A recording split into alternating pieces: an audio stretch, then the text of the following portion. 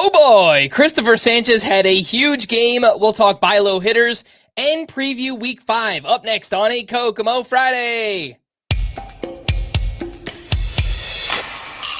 Alcantara, Soroka, you look so good in Boca. Peralta, Manoa, bounce back for Aaron Giolito, Castillo, Yoshida, Mosuzuka.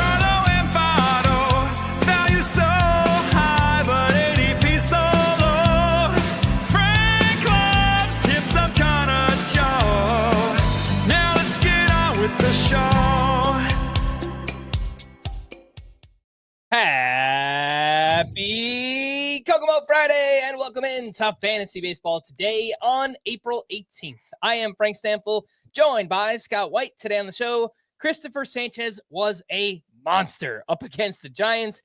I have some potential buy low hitters, 2 start pitchers, and week 5 sleepers, and much more. Let's jump in. I don't believe it!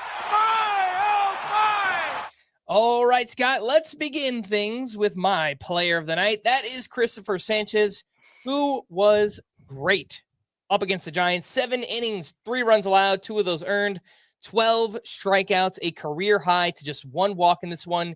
He had 24 whiffs on 97 pitches. Wait for it.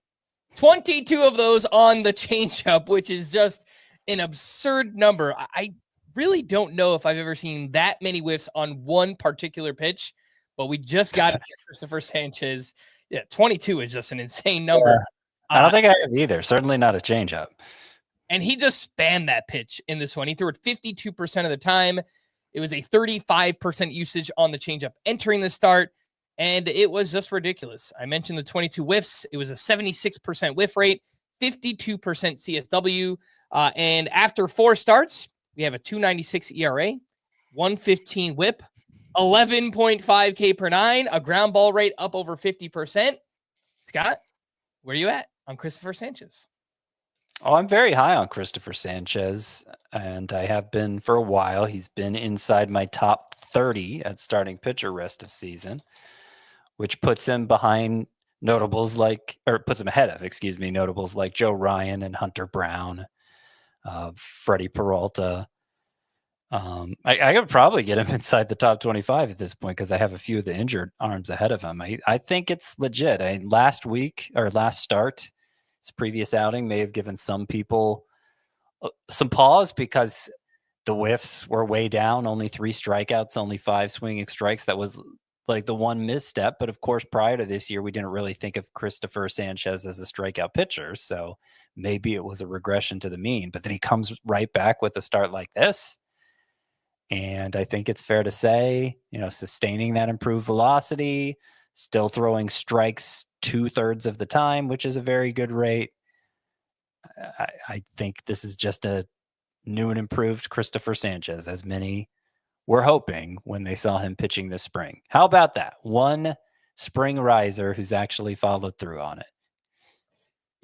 When we talked about him this preseason, draft prep season, we kind of comped him to like a poor man's Framber Valdez. I don't know. He might just be as good as Framber Valdez, right? I mean, if we're talking about, I don't know, could he be better? I guess it's not. Yeah, I mean, not possible. If it's this awesome ground ball rate and over a strikeout per inning, like he might be. So, but it's a very similar profile to someone like Framber Valdez. Not the same pitch mix, but just how he goes about it. It's a lefty who gets a lot of ground balls, obviously. And, before this start, it wasn't a crazy number of strikeouts, but maybe there is more to be unlocked if he continues to use that changeup a bunch this season. So, the strikeout rate was still pretty high. It was 19 and 17 in the 3rd innings, swinging strike rate 13%, which is great. Yeah, he was showing improved strikeout ability, was Sanchez. And then he has a start like this where it just shows the full extent of it. Yeah. Arrow pointing up on one Cristopher Sanchez. I updated the rankings earlier on Thursday. I moved him up to SP33, but gosh, 1 spot behind Tanner Bybee. Don't know if I feel good about that one. So, I could probably move Cristopher Sanchez up a few more spots, but right around that top 30 SP range for me as well. Scott, let's go over to you for your player of the night, Randy Arozarena. Yeah, Randy Arozarena had a good day. 2 for 4, 4 home runs, 2 walks. No. He hit his 4th home run. He didn't hit 4 home runs in this game, Scott. Thank you. That was a misspeak. 2 for 4 with to go 2 for 4 and hit 4 home runs. That would have been historic for sure. But yeah, hit his 4th home run. He walked twice. He has 6 stolen bases on the year. I should point out that was the one way that you probably felt like you were getting your money's worth for with Arozarena. He had been pretty disappointing otherwise, though, at the plate. Even with this 2 for 4 performance, his batting averages is only up to 212. But you go look at the StatCast page, and you see a career high walk rate so far, a career low strikeout rate so far. You see the same exit velocities he's been putting up in recent years. Average exit velocity, 77th percentile coming into this game. So not even including it probably going up with the home run. 77th percentile average exit velocity, 90th percentile max exit velocity. His expected batting average is 259. His expected slug is 521. And like I already said, Randy Arozarena is running plenty. So for most of his career, for like the peak of Randy Arozarena's career, he was somebody who always made me uneasy because he would so greatly outperform his expected stats. Well, early this season, he is one of the biggest underachievers by the expected stats. And I think if you have Randy Arozarena, you should be feeling really good about that. And you shouldn't panic. And if anything, you should treat this like if you don't already have Arozarena, you should treat this like a buy low scenario because there may not be a point. There may not have been a point in Randy Arozarena's career where I feel like I'm farther ahead of the consensus on him than right now. Yeah, I see a lot of the same things. He's actually hitting the ball harder than ever before, too, at least in terms of average exit velocity, 91.9. That is awesome there for Arozarena. And, man, if you play in a points league or OBP, like, maybe he'll be better in that format. He's usually pretty good in OBP. He walks a decent amount, but as you mentioned, he's walking even more this season. So I got him in Tout Wars, which is OBP, if you're really awesome about that. And, yeah, I think if you... Whoever else has him in that format, OBP obviously should feel great. And maybe I don't essentially try to buy like not even I guess you could call it a buy high, but I don't know that people are fully valuing him based on at least some of these underlying numbers. Well, I mean, just a couple days ago, his batting average was really in the tank, and it's still 212 now. Right. Yeah, I mean, a couple days ago, he was batting 169. I mean, he was hitting 194 entering this game. So. Yeah. So that's why I think there's a chance to buy low. I don't know. Maybe not. Maybe there's enough stolen bases there that the person who has a Randy Arozarena is happy. I do want to be clear, though, just because he's walking more and striking out less, I don't really expect that to continue. I think those numbers will normalize. Just my point is I would be worried. I would be worried that if I were to be worried that maybe Randy Arozarena was in decline here, it would be reflected in those numbers almost certainly. And since we're seeing the opposite of that he's excelling in those areas and all the expected stats look great, yeah, I feel good about him. Another hitter that's often tied to Randy Arozarena, it just feels like throughout their entire careers, is Adolis Garcia. And I wanted to mention him up top because just really wanted to check in on both of these hitters early this season just to see where they're at because, you know, the batting average was so bad for Randy last year. And overall, it was a down season for Adolis Garcia as well. He hit his 3rd home run here on Thursday. He's got 4 steals. It's only a 226 batting average, 762 OPS. But like Arozarena, the plate discipline looks very good for Adolis Garcia. The walk rate is up. The strikeout rate is down, 12% walk, 19% strikeout rate. The only thing that seems weird is he's hitting way too many fly balls, but still hitting the ball extremely hard. It's a great barrel rate here for Adolis Garcia.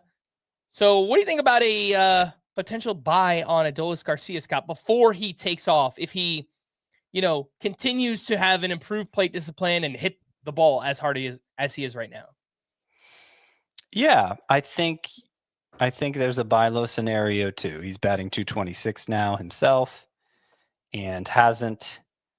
He has 4 steals. He's kind of been ahead of his usual pace for stolen bases, so I wonder if that might make it harder to buy low on him. It's another case like Randy Arozarena, where it would have been easier to make the buy low case probably a week ago. Yeah. But they're still both their full season stat lines are still both below where I expect them to be. So yeah, not a bad move for either. I'm feeling 2 players who I had some concerns about coming in, Arozarena and Garcia, but I'm feeling pretty good about both now. All right, before we hit our first break, just a reminder that we are doing a live comments chat this Monday on the website on CBS Sports Fantasy. We are going to be doing live comments on the website within all of our articles, but we're trying it out this Monday for the first time. This Monday is Patriot Day with the Red Sox game kicking off at 11:10 a.m. Eastern time. So we'll have that live Q&A in the comments for a post that we set up ahead of time from 10 a.m. to 11 a.m. Come get your questions answered by Chris, not by us. We won't be there, but Chris will be there to answer your questions. CBSSports.com/fantasy/baseball. Be there. Get your questions answered. And for those watching live on YouTube, we appreciate you being here. Make sure to hit that like button and subscribe to the channel if you haven't already.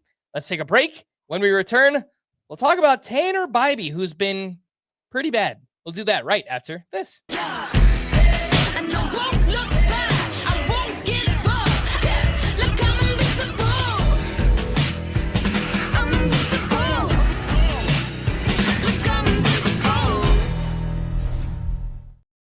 Welcome back in Fantasy Baseball today. Before we get to the news and notes, what do we do with Tanner Bybee? He has been bad. Another rough start at the Orioles. 5 2/3 innings, 6 runs, 4 walks, 3 homers allowed, only 8 whiffs on 99 pitches here.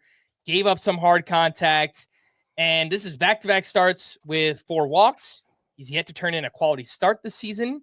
It's a 5.85 ERA. It's a 150 whip for Tanner Bybee. And next week, home for 1 start against the Yankees, Scott. I know many people who drafted Bybee, it was probably as your SP3, I would imagine. I don't think you want to bench your SP3 this early in the season, but as bad as he's looked and going up against the Yankees, I might do it. Yeah, I think in most cases you should bench Tanner Bybee at this point. I have faith in him coming around. We're looking into some of what's different for him other than the top line numbers this year, of course. And I didn't see a whole lot. I'm not saying I didn't see anything. Like, velocity is down slightly, especially on some of the secondaries. But of course, there have been a lot of cold weather games this year. The pitch selection is a little bit different, but nothing that I think is like some kind of permanent defining change that's going to describe the rest of his season. I don't see a lot there to make me think Tanner Bybee is like at his core a different pitcher, as opposed to just he's going through a rough patch right now. 4 walks in back-to-back games. Like, he's obviously not going to succeed if he's doing that. And so that's like the main thing he needs to improve, and he will. 2.3 walks per 9 is what he had last year. Like, the guy knows how to throw strikes. But when he is not on, he can get hit pretty hard. And I think until we see some progress here, some signs of a turnaround, particularly when the matchup is as tough as the Yankees next week, I think you should probably just sit him. But I do think he's going to come around. So does that mean he's a pretty clear buy low for you as well? Yeah, I would consider him a buy low. Sure. It's possible that in some shallower leagues, some more casual leagues, the person who has him might be thinking, I should drop this guy. He's ruining me. And yeah, if you can take advantage of that sentiment and get him for 50 cents on the dollar, maybe even less than that, absolutely, I'm all for it. Tanner Bybee got off to a slow start last season as well, a 4.91 ERA, a 136 whip. And when everything was said and done last season, he still got those numbers down to a 3.47 ERA and a 112 whip. So maybe this is just something that will become kind of normal for Tanner Bybee, is to get off to a slow start. But yeah, I think pretty clear buy low based on where he was drafted and what he's done so far in his career.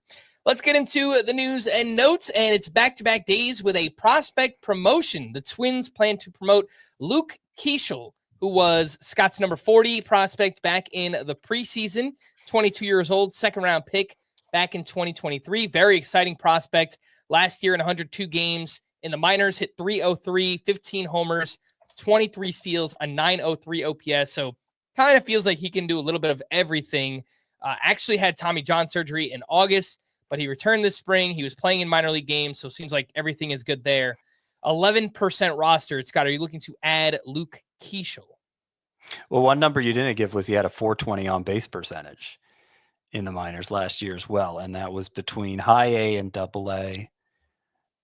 And I think he was, I'm not sure about this, so I better not say it. But yeah, Keaschall, I like him a lot. Like you said, my 40th prospect coming into the year. He doesn't have a lot of raw power, by which I mean he doesn't hit the ball especially hard. But he is good at elevating to his pull side, which is how he delivered on the power numbers that you mentioned last year. He's great in terms of plate discipline, clearly. He is a very capable base stealer. He looks like somebody who could excel at everything, but with the asterisk there that he doesn't hit the ball especially hard. And sometimes that can cause a prospect to go wrong. Obviously not all the time. He has a good spray angle for it, like I already said, but that it is worth noting that the exit velocities are not amazing for Luke Keaschall. The other issue here, just from a more immediate perspective, is I don't know that this is a coronation necessarily. The Twins have a lot of outfielders injured. Of course, they have Royce Lewis on the IL, Matt Wallner. He's not an infielder, but he just went on the IL. In addition, Willie Castro is banged up, not on the IL, but he's banged up. Carlos Correa banged up. They just have a lot of banged up infielders, and it may be more of an emergency situation that they're calling him up for. Just we need another guy who's capable of playing the infield, and they're not anticipating giving him full-time at-bats right away. They're not anticipating even keeping him up long. So I wouldn't want you to turn your roster upside down going out and getting him. I think if you have a chance, a spot to play with, and you want to speculate on upside, of course, it's not a bad idea to take the flyer now. But yeah, I think there's a good chance he's right back in the minors next week. And so, if you don't want to make the move yet, monitor the playing time over the weekend, see if he does anything noteworthy. If he goes 0 for 12, that's obviously not a good sign for him sticking around. If he goes 0 for 2, that's also not a good sign for him sticking around because he just didn't play enough. That would be what I'm watching with Luke Keaschall here in the next few days.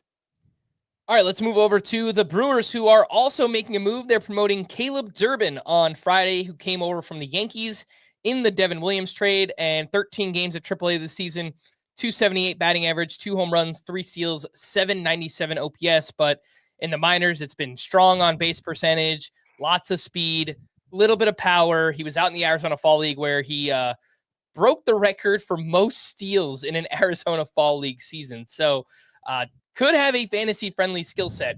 18% rostered. Are you maybe more interested in adding a Caleb Durbin? I like Keaschall a lot more in terms of upside and future value. I do think the chances are better that Caleb Durbin sticks. So it would probably depend on, okay, do I need somebody to pick up because I'm facing an emergency with my lineup and I don't see any upside out there at this position? Maybe I'd lead Durbin in that case because it would be more than just a Band-Aid. But if I'm speculating on upside and I can afford to just plant the guy on my bench, I'm probably going Keaschall because I like the profile so much more. Durbin is also somebody who doesn't hit the ball especially hard, but he hits it even weaker than Keaschall does. And he doesn't really have the spray angle to optimize for power. He has walked a lot in the minors. He has stolen a lot of bases. but particularly in recent years, we have seen in recent years where it's the jump from the minors to the majors has seemed like an especially big one. And there's no longer a juiced ball to help maximize middling exit velocity. We've seen a lot more minor league fakeouts, quadruple A types, maybe you want to call them, who are great hitters in the minors, and then they come up to the majors and they just totally flop. They just can't handle it. And Caleb Durbin strikes me as that kind of profile, which is why, I mean, you don't see him rank high on many prospect lists. I did have him in my top 100 since it is a fantasy friendly profile. And since there was proximity there in terms of how soon I thought we were going to see a trial run with him. But this isn't somebody with like a great can't miss prospect pedigree. And so I would hope for the best with Caleb Durbin, but keep your expectations in check. And both gentlemen, Caleb Durbin and Luke Keaschall, are second base eligible on CBS. If you're looking for Luke Keaschall, that last name is spelled Keaschall. So it is a kind of a fun one to go out there and spell if you're looking for him. Wyatt Langford started a rehab assignment on Thursday and is expected back at some point this weekend. He homered in his very first at-bat in that rehab game. Bad news for Grayson Rodriguez. He was scratched from a scheduled bullpen on Thursday and sent for imaging due to right shoulder soreness. He was originally out for an elbow / triceps issue. And I don't know, Scott, like I don't want to blow this out of proportion, but at some point, there's probably just something wrong with your pitching arm, like fundamentally wrong if you're having an elbow injury followed by a shoulder injury. But that's just my opinion. Well, yeah, I mean, yeah, it's a problem. You can't succeed as a pitcher if you're not available to pitch. Kind of goes without saying. And because it's becoming a variety of issues with that arm, you wonder if he could do something to address it mechanically. And the thing is, I do think we did see reports of that this spring, like because Grayson Rodriguez had lat issues a couple different lat issues over the past 3 years, he was altering his mechanics to avoid that. And maybe that just made it worse. Maybe that's kind of led to this recent rash of injuries here to kick off this season. I don't know. I mean, that's not really my area of expertise, so I don't want to go too far down that trail. But obviously, this is a bummer. We don't have the report back on the shoulder. Maybe it's just inflammation. Maybe it's not a big deal. But at the very least, it's going to shut him down again. And for however long, 2 weeks or whatever, and then that's going to delay the ramp up, going to delay the return, and that timetable gets pushed back. And I feel like, gosh, we've seen so much of that the past couple of years, especially. It's just guys, we're given a timetable, and it never ends up being the timetable. It just goes on and on and on, and you get this trickle down effect of injuries. I'm thinking for pitchers especially, and it makes it hard to believe anything anymore because this keeps happening. Pablo Lopez is scheduled to make a rehab start at AAA on Saturday. Royce Lewis did some light base running Thursday. He's on the IL with a strained left hamstring. The Reds placed Christian Encarnacion Strand on the IL with lower back inflammation. Noelvi Marte was recalled. Nick Castellanos left Thursday with left hip flexor tightness. Mason Wynn will begin a rehab assignment at AAA on Friday. Barring a setback, he's on pace to return on Tuesday. The Marlins activated Connor Norby on Thursday. He was in the lineup batting second. He's 41% rostered. He's got some power, some speed. He came over from the Orioles last year in the Trevor Rogers trade. Scott, do you have any interest in adding Connor Norby, who's 41% rostered? I know a lot of people really want me to, but I don't. I don't think Connor Norby is going to be all that useful in fantasy. Maybe he'll have his moments, but it is another example of a hitter who makes weak contact, like less than 50th percentile sort of contact, bottom quarter of the league even type of contact, and doesn't make that much of it, strikes out way too much. He had a home run binge last year when he first got called up for the Marlins, but you look where the numbers ended up: 236 batting average, 732 OPS. I mean, it wasn't even as good as it seems like a lot of people remember it being. And then you look at the bad exit velocity, the bad strikeout rate. It's like, okay, I just don't see much to get excited about here for Connor Norby, to the point that even though his return was nearing, I did not include him on the in my IL stash rankings. I did a top 40. He did not make the top 40. It probably would have been about 50th if I went that far. I mostly agree. The strikeouts are a huge problem for Connor Norby. The one thing that stands out is, despite the lower exit velocities, a 15% barrel rate last year. I mean, that's elite. I don't trust it necessarily, but he's someone that does pull the ball a lot. And I don't know, maybe he's just another one of those that can kind of pull off that trick of just pulling the ball and putting it in the air kind of thing. It's one of the, I don't like citing barrel rate much because I think there are a lot of other stats that explain what's going on with the hitter more than that. And I feel like barrel rate double counts a lot of those other things. I mean, he had 9 home runs in 194 plate appearances. That doesn't mean he's going to average 9 home runs every 194 plate appearances. And because of that, I don't think the barrel rate is going to be as high as 15%. You know what I'm saying? It's kind of a what explains what situation. I hear you, but I mean, he had 17 barrels, right? It wasn't like, and I think the conversion rate on that is something like 60% of your barrels should go for home runs or something. So like, based on him hitting 17 barrels, like, yeah, he probably should have had 9 or 10 home runs. Can he keep that barrel rate up? I'm not entirely sure. Well, that's what I'm saying. That's what I'm saying. Unless you think he's a 30 homer guy in the majors, he's not going to keep that barrel rate up. We'll see. Okay. Probably not, but we will see. Mets manager Carlos Mendoza said Francisco Alvarez could be activated before the team's homestand ends on April 23rd. David Bednar is finding his form at AAA right now. He's thrown 5 scoreless innings with 7 strikeouts, 0 walks. Dennis Santana has done nothing wrong to lose the closer role, but Scott, are you interested in stashing David Bednar right now while he pitches well in the minors? Oh, if it's a deep enough league, I could see doing that. I did say when he lost the job that your best chance of getting a bulk of saves from a Pirates reliever is still David Bednar.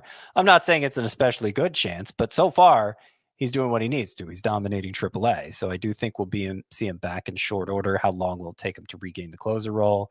Will he have the same difficulties as when we last saw him in the closer role? I can't answer all of that, but I do have him in a 24-team league. You know, some of those deeper roto leagues where saves are always scarce, the 15-teamers.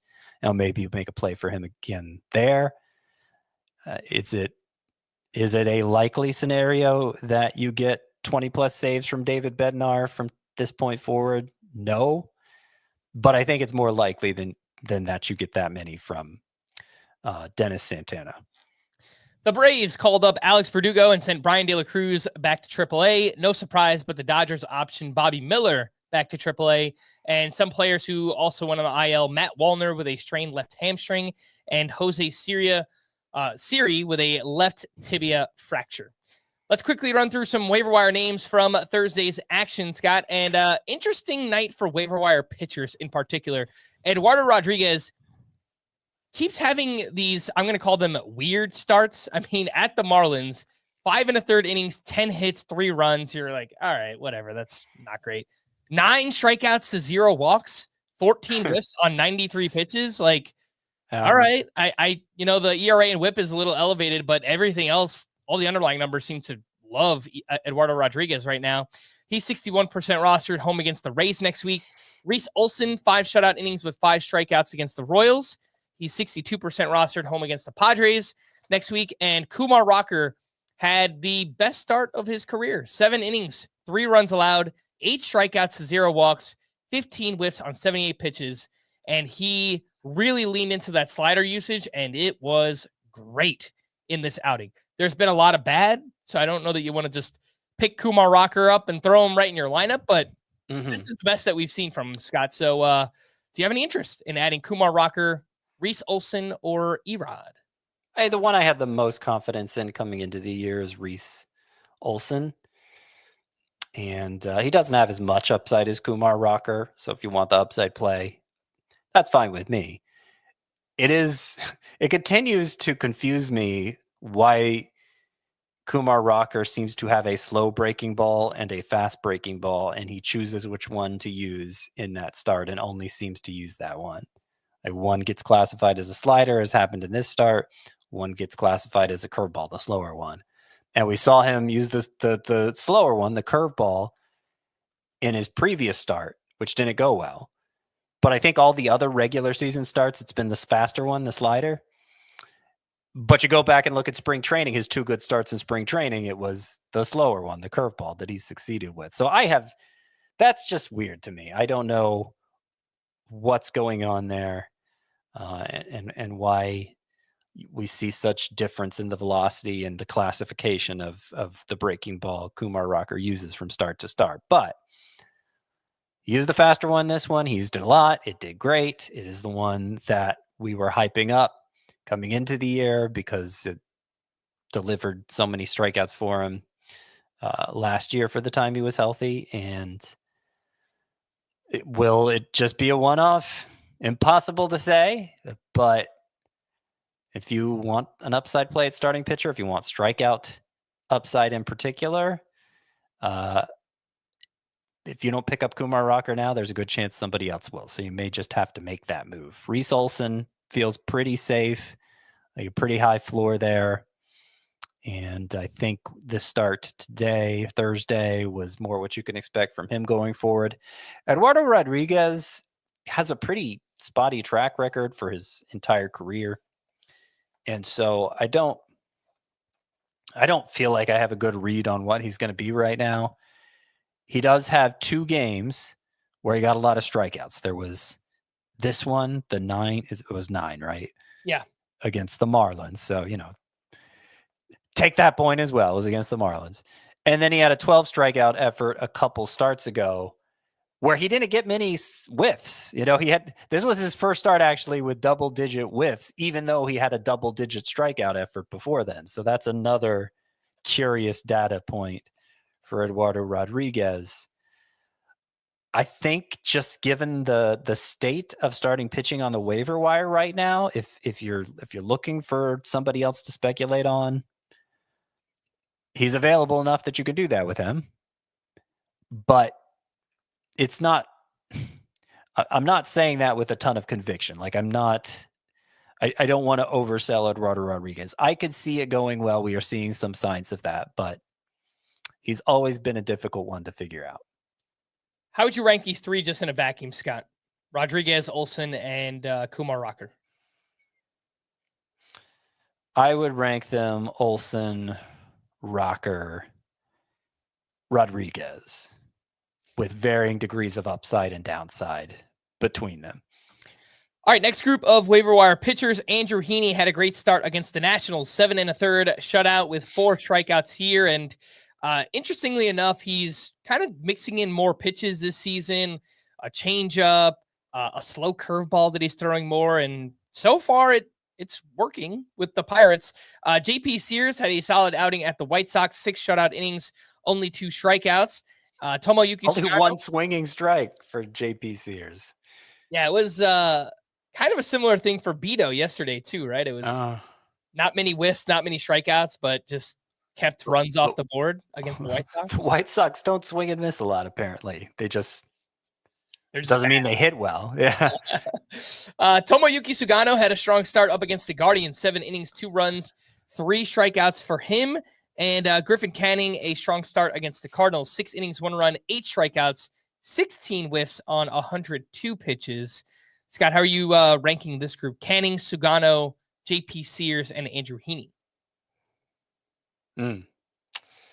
Well, I'm not especially excited about any of them at this point. I would say Sugano was the one I was most excited about coming in. and this was the best start so far. However, it wasn't an amazing start. He had just the 3 strikeouts. He gave up 2 home runs, and I don't see anything like Tomoyuki Sugano leads with the splitter. That is the pitch he throws most often. That is normally a swing and miss pitch. He doesn't get a lot of swings and misses with it. And he doesn't get a lot of swings and misses with anything. I don't think there's a pitch in his arsenal that can miss bats. And so that's going to severely limit his upside if that remains the case. I think he could still be useful, Sugano, if he is an elite strike thrower and can help you in whip, but the ERA is probably going to run too high for you to just like keep him in your lineup, even in a roto league. But I just don't think there's enough of a put away pitch there for Sugano to be a big deal in fantasy. Let's see, who else are we talking about here? Griffin Canning. So Griffin Canning could have been my, oh my goodness gracious, player of the day, because obviously it was a big dominant start for a highly available pitcher. He did not succeed in the way, like when I saw the stat line for Griffin Canning, I thought, oh, I bet he threw his slider a ton. I bet he threw it over 50% of the time again, like we saw in his first start of the season. Nope. He did not. In fact, this was his lowest slider usage of the season. The slider usage has been going down and down and down for Griffin Canning with each start, to the point now he went from 52% in his season debut to exactly half that, 26% in this start. And I don't think that's going to work. Like Griffin Canning, he's been around for a while. He's had starts like this on occasion, but he's never been an impactful pitcher in fantasy.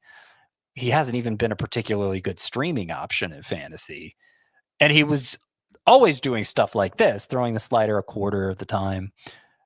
The theory for maybe him breaking through with the Mets is, okay, what if he really spams his best pitch? Maybe that could unlock something for him. So even though he got a great result this time, I'm not sure the process is indicating anything new here for Griffin Canning. So I'm just not that interested.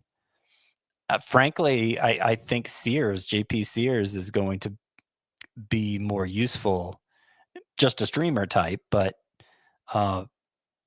he had been getting whiffs at a pretty good rate with both his slider and sweeper. I mentioned he had just 1 whiff in this start, so obviously that wasn't the case here. Gives up a lot of fly balls, good control pitcher, but I think he's just going to be more locked into that rotation spot for the Athletics. So I'm actually going to go here, Sugano, Sears. I guess I'll go Canning over Heaney, just because I feel like Heaney is 2 of his last 4 starts have been good, I know, but we know how this goes for Heaney. It's hopefully he'll keep his ERA below 450, but I don't have a lot of confidence in him doing that. So I don't really like Canning either, but I'll go Canning over Heaney. Sugano and Sears, the top of the list, even they're just streamers. And you're not taking any of those names over the previous group, right? No. All right, let's take a look at waiver wire hitters real quick, and not many names, but Tyler Fitzgerald has picked things up 1 for 4 with his second home run. Last 9 games, he's had batting .419, 2 homers, 2 steals, still 67% rostered. That kind of feels right, I think, because then we're talking about points leagues, and I don't know that Tyler Fitzgerald needs to be rostered in points leagues. I mean, 67% would suggest he's rostered in some. The strikeout rate is already creeping up. I mean, he had, was it 2 or 3 in this game to go along with that home run? I think it was he's 3. Up. Yeah, up 3. You said he's up to 25% for the season. So just the other day, I was saying, hey, look, his strikeout rate's only 20%, and now it's up to 25%. It goes to show you how quickly things like that can change, how quickly anything in a stat line can change at this time of year. So I don't think. I don't think there's a lot of reason for optimism with Tyler Fitzgerald, but he probably is worth rostering in roto leagues with the extra middle infield spot. All right. What about these 3 outfielders? I would imagine in 5 outfielder leagues. Pavin Smith, 2 for 3 with 2 walks and his 3rd home run. He is batting .404 with a 1236 OPS early on. Not likely to play against left-handed pitching. Austin Hayes hit another home run. He was batting cleanup for the Reds in this game. And Ryan O'Hearn just doing what he does, mashing righties. 2 for 3 with his 3rd homer. He is batting .326 early on, a .991 OPS. Scott, how would you rank those 3 in, deeper 5 outfielder leagues? Pavin Smith, Austin Hayes, Ryan O'Hearn. Austin Hayes, Pavin Smith. I really do like the profile for Pavin Smith. He's striking out too much early on. Like it's held him back, right? As the rest of his numbers look great. It's a 34% strikeout rate for Pavin Smith, but last year it was 20%, and that's normally where he's been throughout his career. So I think that's going to normalize, and I think he's going to be really productive against right-handers. So Austin Hayes, Pavin Smith, Ryan O'Hearn would be 3rd. I'm wondering if the playing time situation's been any different for O'Hearn this year since Colton Cowser went down. Nope, he has not started against a lefty, so he has the same platoon concern as Pavin Smith, but I don't think O'Hearn is as good as Pavin Smith. All right, let's take our final break. And when we return, we'll quickly run through some buy low hitters, and then we'll preview week 5 right after this quick commercial break. Baby, we are gonna start a fire. From world-renowned clubs Simply devastating. to worldwide stars, Wrexham have done it. This incredible ride continues. the English Football League on CBS Sports Network, and stream every match live on Paramount Plus. Welcome back in Fantasy Baseball today. Buy low or heck no? What's going on with these hitters? We'll do this rapid fire style, Scott, because we don't have too much time left, but lots of names that I'm getting questions about right now and players that are off to slow starts. Lourdes Gurriel hitting 145 with 3 home runs, a 480 OPS. I will point out that he's quality of contact looks pretty similar to last year. He's just hitting too many fly balls. I know this is like a lower end player, but in deeper 5 outfielder leagues, I think Gurriel's probably going to be fine, and you can buy low if you want to. What do you think? Yeah, expected stats look pretty normal too. Strikeout rate is actually way down. Not that I think that's going to hold, but it's an indication that it's not like he's just forgotten how to hit a baseball. I think he's going to be fine, and that's probably what I'm going to end up saying for all of these. But I'll try to offer some additional details. It's totally fine if you say that too. I think part of this exercise is just talking people off the ledge right now. Yeah. A lot of people are freaking out about their hitters, and I get it, but this happens every season, I would say. It does. And I think you should think of baseball players in terms of they're going to normalize. They're going to regress to the mean, whether that's regressing down to the mean, regressing up to the mean. They're going to regress to the mean. Almost always. Not always, but almost always, particularly when you're using you're assessing them over a small sample like this. That should be your default opinion on all of them. Anybody with an established track record, anyone for whom you can say there is a mean, you should expect them to regress to the mean. You should think of it in terms of death, taxes, regression to the mean for baseball players. It isn't as certain as death and taxes, but it's like the next tier down in terms of certainty. Eugenio Suarez is hitting 149 with 5 homers and a 687 OPS. The first thing that popped into my mind is, Scott did it again. He bought into a player, and now they're taking a step back. But you bought into a player who I didn't buy into originally. Yeah. He is hitting the crap out of the ball, and he is vastly underperforming his expected stats. Buy low on Eugenio Suarez, or just stick with him if you have him. Yeah, I don't like that strikeout rate has gotten back up over 30% because it was vastly improved when he took off in the second half too. But yeah, I don't think it makes a lot of sense to move on from Suarez right now, particularly since he looked like a gem for you, 2 weeks into the season? Wasn't he the first player to 5 home runs? Yep, sure was. It's going to be a roller coaster for him and many other players all season long. So you shouldn't get too high at the peak of that roller coaster, and you shouldn't get too low at the bottom. Jordan Westberg, 0 for his last 24, and this is probably the player I've been getting the most questions about. He's hitting 183 with a 591 OPS. We know that he was dealing with some type of upper body injury. Maybe it's still lingering, whatever it might be. His expected stats, XBA 275, X-Slug 512. That might not be everything, especially this early on in the season, but I mean, those numbers are great. So yeah, I would be looking to buy on Jordan Westberg. Yeah, absolutely. And I feel like when I last looked at him, the top line numbers look good too. So it may just be he's taken a few offers in a row. Let me look at the game log here. Yeah, he's taken 6 offers in a row. 0 for his last 24, yeah. Yeah. Okay. Well, you probably already said that. But Sure did. but the point is, 10 days ago, he was batting 297 with an 891 OPS. And yeah, the underlying numbers look fine. He's fine. Jonathan India and Vinny P. Baby. Little package deal here for the Kansas City Royals. 180, India 185, 0 homers, 0 steals, 534 OPS. He dealt with a right quad tightness earlier this week. And Vinny P hitting 188, 2 home runs, 602 OPS. That's Vinny Pasquantino, by the way, if you're wondering. He had the hamstring right before the season, so maybe that's contributed to a slow start. India's a little bit more fringy. Like, I don't know, maybe people start to think about dropping him here, but what do you think? Do you hold or do you try to buy low on either?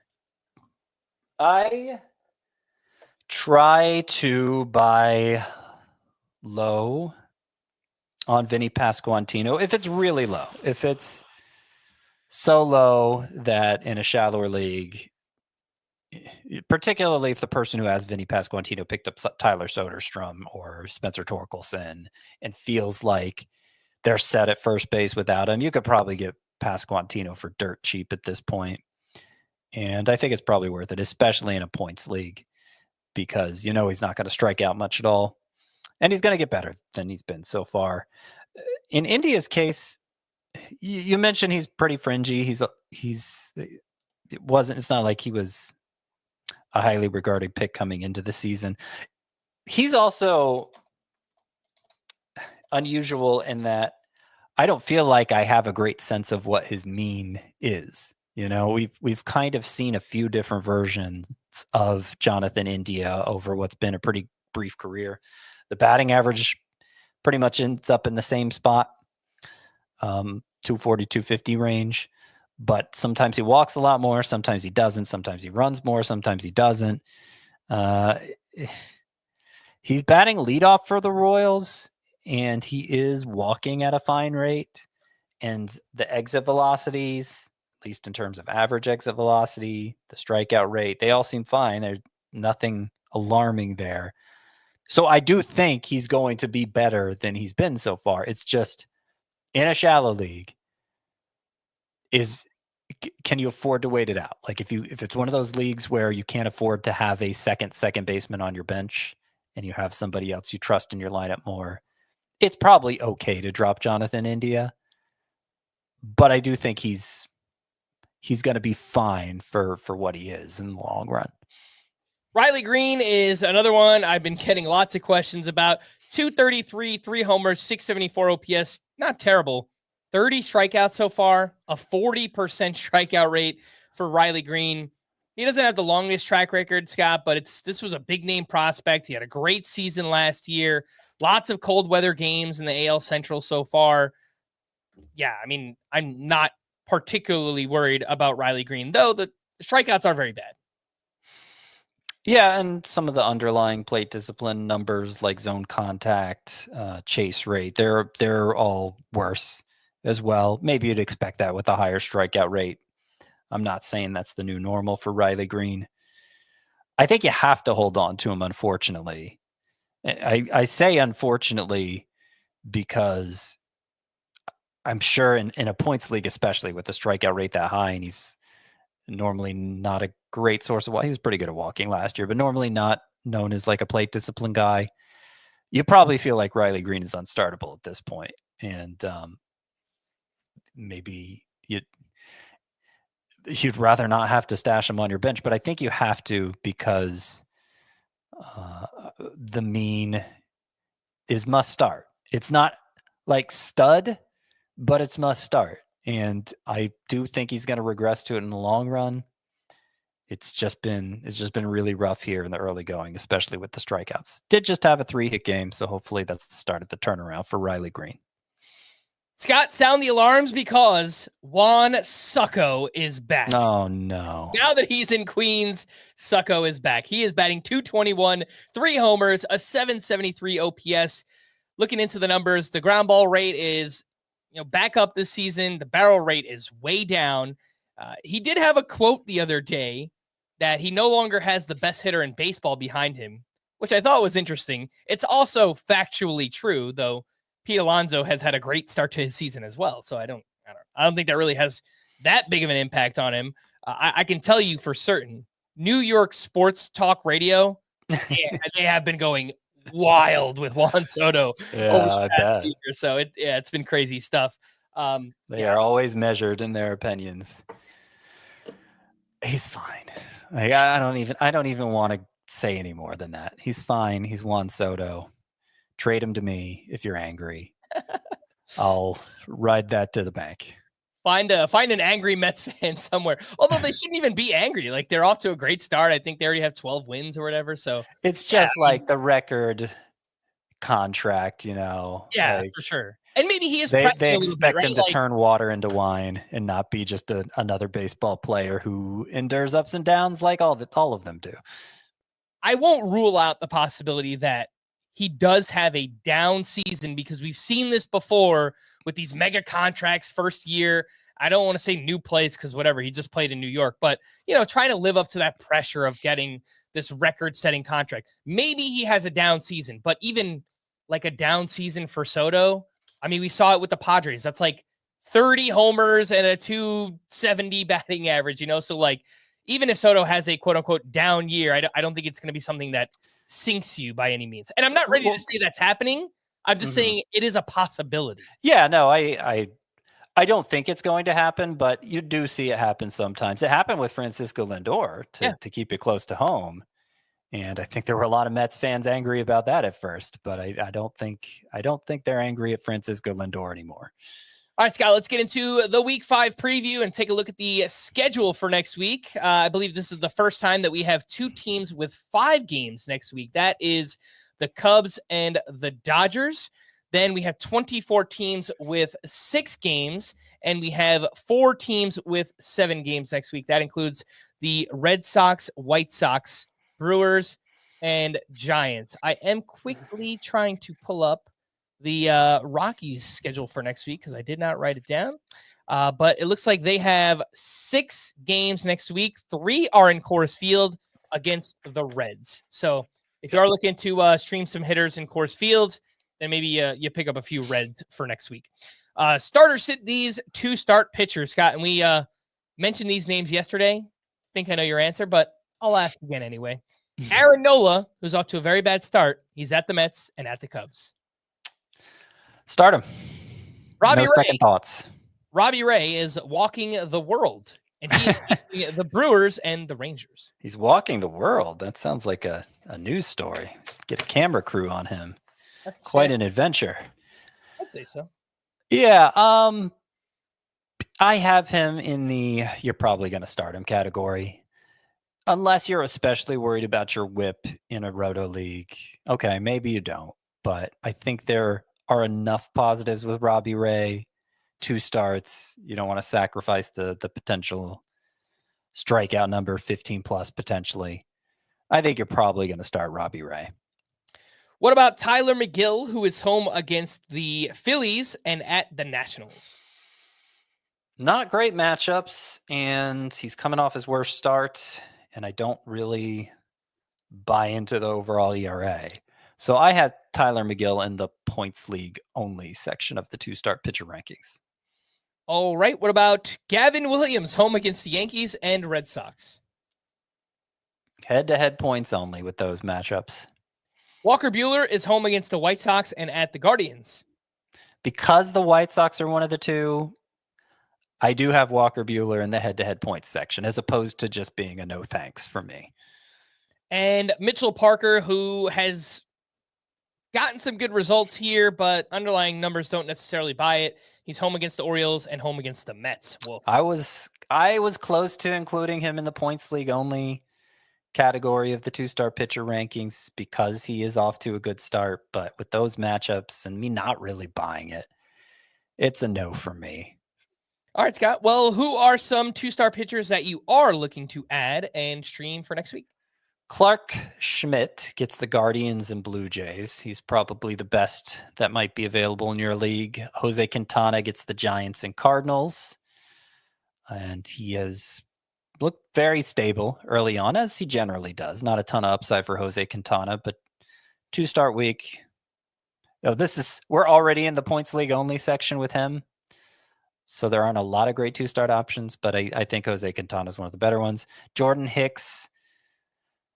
A lot of there's some reason for optimism, but he's just had another shaky start here Thursday.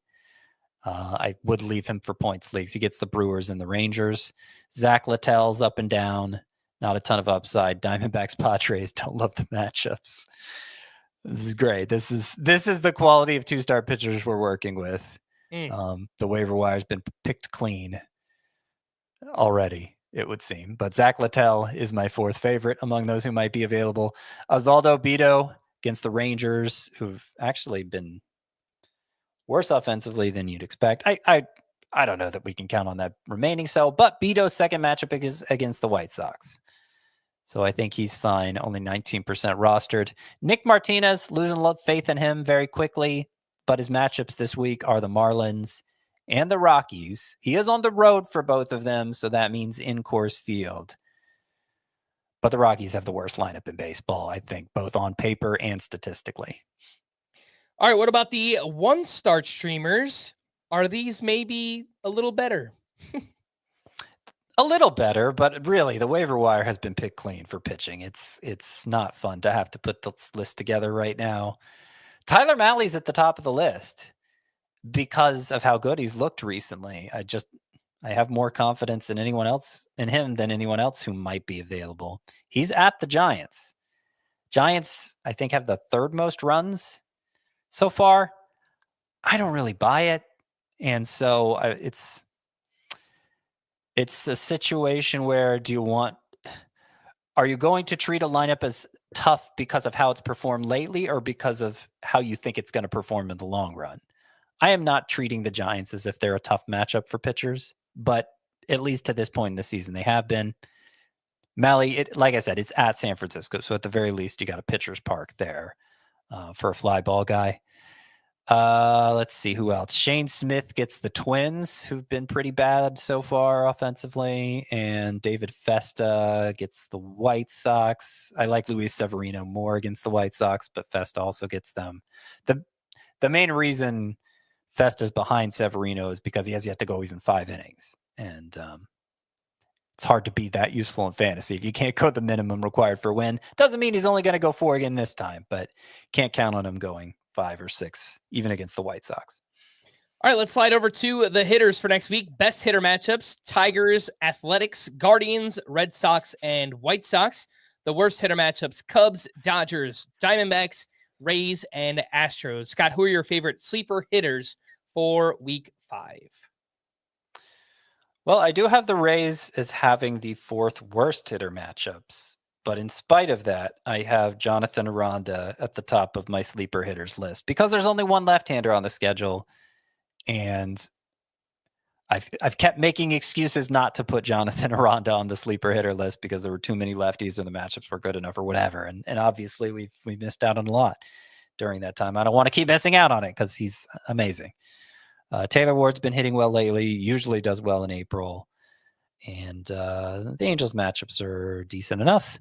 So he's on here. Sal Frelick has been hot, stealing more bases this year. Rhys Hoskins finally has heated up, and his overall stat line suddenly looks pretty normal. Let's turn that around quickly. The Brewers are one of the 4 teams playing 7 games, and their matchups aren't bad. So I like Frelick and Hoskins this week. Kyle Mazzardo's really come back down to earth here, but the Guardians do have the 3rd best hitter matchups and only one lefty. So I think Mazzardo will play a lot, hopefully get back on track. Nate Lowe Good matchups for the Nationals. I think he's fine. The Reds you mentioned are at Coors Field for half the week. So I like that for TJ Friedel and a guy we talked about earlier, Austin Hayes, who is looking to have a rebound season now that he's back from the IL. The Mariners you mentioned as, well, you didn't mention them, I guess, but they have good matchups against the Red Sox and Marlins staffs.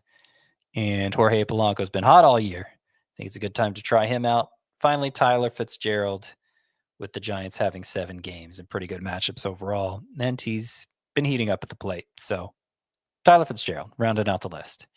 All right, again, those were your sleeper hitters, 2-star pitchers to take a look at here in week 5. Let's quickly wrap up with some leftovers. Your latest reminders that slow starts can pick things up very quickly. Corey Seager in his last 10 games is batting .395 with 4 home runs and an OPS over 1100. And Matt Chapman over his last 3 games has 6 hits, 1 homer, 1 steal. He's got his OPS back up over 804. So just a reminder, Scott, all those buy low hitters we just talked about, things can still turn around very change in an instant. That's right. Just a few multi-hit games and they're back. That's it. Hitting leftovers, O'Neal Cruz, 1 for 3 with a walk, a sock, and a shoe. His 4th home run, his 9th steal. Cal Raleigh has enjoyed his series in Great American Ballpark. He hit another home run. He's now up to 8. Brent Rooker got another game in the outfield, and he did some damage, 3 for 5 with his 5th home run. 3rd appearance in the outfield. Scott, look into your crystal ball. When do you think we see Nick Kurtz? Because they are trying to find ways to kind of maneuver this lineup so they can call him up. Yeah, next week. It feels like it can happen at any time. Yeah. It does. Spoiler alert, if you watch Fantasy Baseball Express this weekend, I'm sure we'll talk about it there too. But Nick Kurtz has moved to the top of my list of prospects to stash. Mark Kotze, the Athletics manager, here's what he had to say recently. He's hitting the ball extremely hard. The exit velos are really high. The competition aspect as well. You look at the velos that he's facing and some of the prospects he's going up against. He's done as much or more than what's needed. And in the same article, MLB.com article where I found that quote, Martin Gallegos, the beat writer for the Athletics, mentioned that they're even looking into playing Tyler Soderstrom at third base, maybe to get Kurtz in the lineup. Soderstrom hasn't played third base as a professional, so that's very interesting. But it goes to show you, like, they're ready to get creative. Rooker in the outfield sometimes, and this is the way Mark Kotze presented it, is like rotating guys through different positions. To make sure Kurtz and Soderstrom can both play. And speaking of Soderstrom, he did it again. He hit his league-leading 9th home run. He had 4 hard hits in that game. Gunnar Henderson launched his 1st home run of the season. Ben Rice just keeps on hitting, 4 for 5 with a double and 2 RBI in that one. Junior Caminero. Caminero.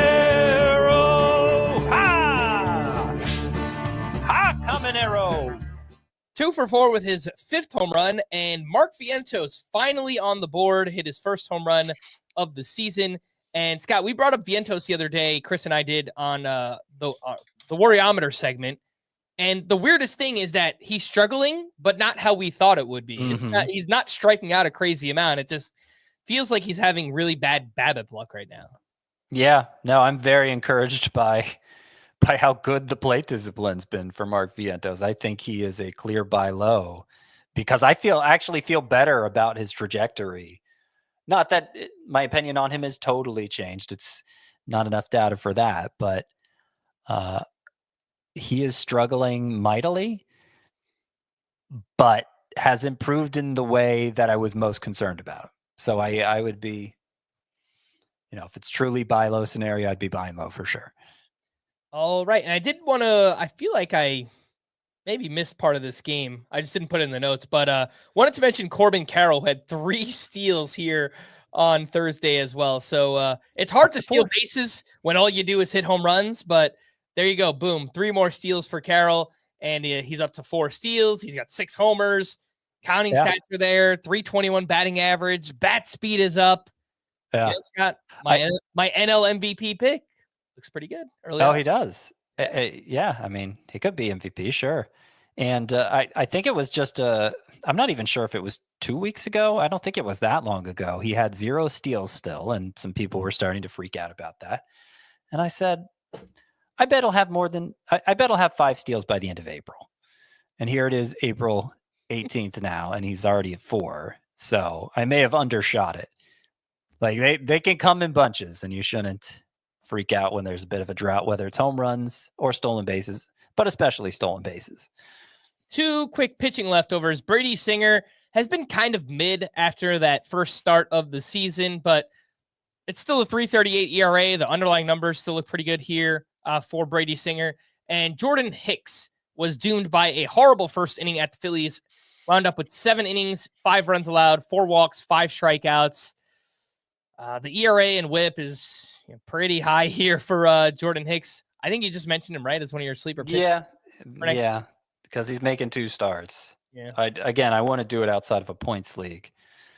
The sweeper was responsible for 8 of the 13 whiffs, and it was up 1.5 miles. Actually, both it and his sinker, his main 2 pitches, were up 1.5 miles per hour. Some people get upset when I say 1.5 miles per hour because they think I'm saying per hour and a half is a unit of measure. Yeah, I usually just say 1.5 miles per hour. I know. I feel like a computer when I say point anytime as opposed to half. Like I sound like a human when I say 1.5, but I sound like a robot when I say 1.5. And you know what? That robot version of me, we don't like to see him. We like the human version of me. Whoa, what are you talking about? Get him out of here. Yeah, I don't want to Get him jinx out of here. or anything. Call to the bullpen for the D-backs. Justin Martinez entered with 2 outs in the 7th. Bases loaded, 3-run lead, which is obviously the biggest spot in the game. He walked in a run, but then struck out Connor Norby. A.J. Puck got the 9th. He gave up a double, but picked up his 4th save. For the Pirates, Dennis Santana got the final 2 outs for his 2nd save. For the Reds, Emilio Pagan got the 9th with a 2-run lead. He gave up 2 solo homers, took his first blown save of the season. Alexis Diaz was activated this week, and I don't know. I kind of feel like we could have a little bit of drama in the Reds bullpen coming up soon. It was inevitable that Pagan would get burned by home runs eventually. I don't think it's been enough to make them rethink it yet, but Francona has said more than once that he'd like to get Alexis Diaz back in the closer role. I just don't think Alexis Diaz has looked good enough to make that happen. So I'd still be in deep leagues where saves are scarce. I wouldn't be straying too far from Tony Santillan, who might be the dark horse here. I actually didn't finish my thought on Jordan Hicks because we got off on that robot tangent. So just real quickly, I was saying he got a lot of whiffs on his sweeper, and the movement on it was different. A lot more induced vertical break and some extra horizontal break. So it looked different. It got more whiffs. Maybe he can build off that. I think that was the most notable thing about Jordan Hicks's start. Back to the bullpens for the Phillies. Jose Alvarado got the 9th inning with a 3-run lead. He gave up 1 run on 2 hits, picked up his 4th save. For the Tigers, Tommy Canley pitched the final 2 innings for his 3rd save. Only 34% rostered. That feels kind of low right now for Tommy Canley. Yeah, it's weird. For the Yankees, Devin Williams pitched a clean 9th for his 4th save. For the Mets, Edwin Diaz walked 1 but struck out 2 for his 4th save. And for the Rangers, Luke Jackson was unavailable. Chris Martin still pitched in the 8th, and it was lefty Robert Garcia who struck out 1 for his 1st save of the season. To stream or not to stream on Friday, some potential names you could use. Luis L. Ortiz at the Pirates. We have David Peterson up against the Cardinals.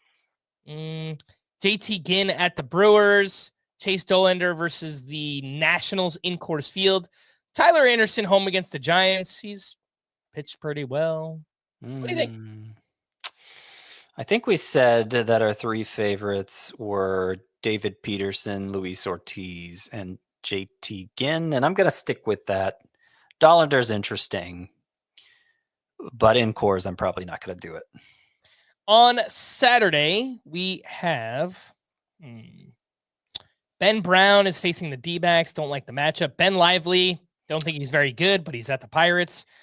Matthew Liberatore coming off a great start. Tough matchup at the Mets. Shane Smith has looked good at the Red Sox. That's 2 in a row against the Red Sox. Hayden Wesneski is up against the Padres. And Landon Roop is at the Angels. Landon Roop, a lot of strikeout potential there. I think better days are ahead. Could start this time. Like the better times, I mean. Shane Smith, I would probably be my second choice, but it's very risky. I don't know who else I'd go with here. I liked what I saw from Matthew Liberatore last time out, but I'm not about to test it at the Mets. And I don't know. Probably the third. I know it's gross, but I would go with Lively at the Pirates. Their lineup has been so bad. It is gross, though. Yeah. Very gross. Scott does not want to sign off on that one, but I will give out Ben Lively at the Pirates. Okay. You own it, not me. Our third streamer on your Saturday. funeral. On Sunday, Tyler Mahle, we like him a lot. He's facing the Dodgers. I don't know. He's more than a streamer. Oh boy. I don't know about that one. This is the thing about coming up with my sleeper pitchers list for the following week on Thursday. You know, it's Thursday, and I come up with it for the following week when they may still start over the weekend. So if things go badly enough for Mahle against the Dodgers, I might be rethinking him as my top sleeper pitcher for week 5 at the Giants. So keep an eye on it for that reason. But I guess Mahle's the one. I mean, same rationale. I get that it's a tough matchup, but he's actually been pitching well. I still kind of like Easton Lucas, and Mariners is a pretty good matchup. So he'd be the second choice. I think Tyone has been solid, but D-backs, tough matchup. That is tough. I'm not sure the upside is enough to justify the downside. Verlander at the Angels, who is a fly ball pitcher. I think they have maybe the most home runs in baseball right now. Nope. Yeah. No faith in Verlander right now. Yeah, don't really love Sunday. Try and get some streamers on Friday and Saturday. If we have to give you one more, I guess Tyler Mahle. I don't really like Easton Lucas, but if Scott wants to give out Lucas, he can, and I'll say Jameson Tyone up against the D-backs, but Sunday's pretty tough. We're going to wrap there. For Scott, I am Frank. Thanks as always for tuning in to Fantasy Baseball today. Please make sure to follow and leave a 5-star rating on Apple or Spotify, and we will be back again next week. Bye-bye.